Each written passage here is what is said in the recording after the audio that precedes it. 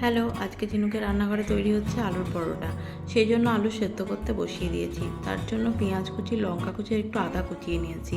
আর গোটা জিরে, ধনে আর শুকনো লঙ্কাকে কাঠখোলায় ভেজে গুঁড়ো করে রেখেছি। এরপর আমি আটার মধ্যে একটু সাদা তেল আর নুন দিয়ে ভালো করে ময়ান দিয়ে রাখছি। আমি এখানে আটা ব্যবহার করেছি, আপনারা চাইলে এর মধ্যে একটু ময়দা মিশিয়েও ব্যবহার করতে পারেন। তারপর ভালো করে ময়ান দিয়ে আমি ময়দাটাকে একটু নরম ডো করে মেখে রাখছি।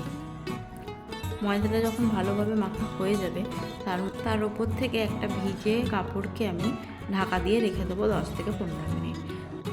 এরপর আমি সেদ্ধ আলুটাকে মেখে নিচ্ছি। এর মধ্যে প্রথমেই আমি পেঁয়াজ কুচি, আদা কুচি আর লঙ্কা কুচি দিয়ে মেখে নেব। তারপর যে ভাজা মশলাটা তৈরি করেছিলাম সেটা উপর থেকে ছড়িয়ে দেবো এবং যতটা পরিমাণ নুন লাগবে সেই নুনটা দিয়ে ভালো করে আমি ওটাকে মেখে রাখবো। এখন আমি আটার যে ডোটা তৈরি করেছিলাম সেখান থেকে একটু বেশি মোটা মোটা করে লেচি কেটে নেব, কারণ যেহেতু আলুর পরোটা একটু মোটা না রাখলে আলু যখন আমি বেলবো আলুটা বেরিয়ে যেতে পারে। সেই জন্য একটু মোটা মোটা করে এভাবেই পুরটাকে ভরে নিতে হবে, তাহলে বেলার সময় কোনোভাবেই পুরটা আর বাইরে বেরিয়ে আসবে না।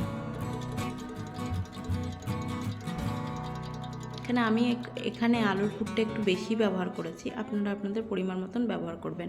আমি আলুর পুরটা বেশি ব্যবহার করেছি কারণ যাতে পুরো পরোটাটাতেই আলুটা ছড়িয়ে যায় এবং খেতে খুব ভালো হয়।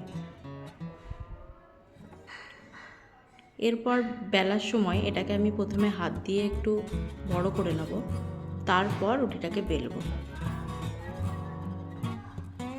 এবার দুই পিঠকে ভালো করে প্রথমে সেঁকে নেব, তারপর যখন মোটামুটি সেঁকা আমার হয়ে যাবে তার উপর থেকে আমি তেল দিয়ে ওটাকে ভাজবো। এখানে আমি সাদা তেল দিয়ে ভেজেছি, আপনারা চাইলে ঘি দিয়েও ভাজতে পারেন।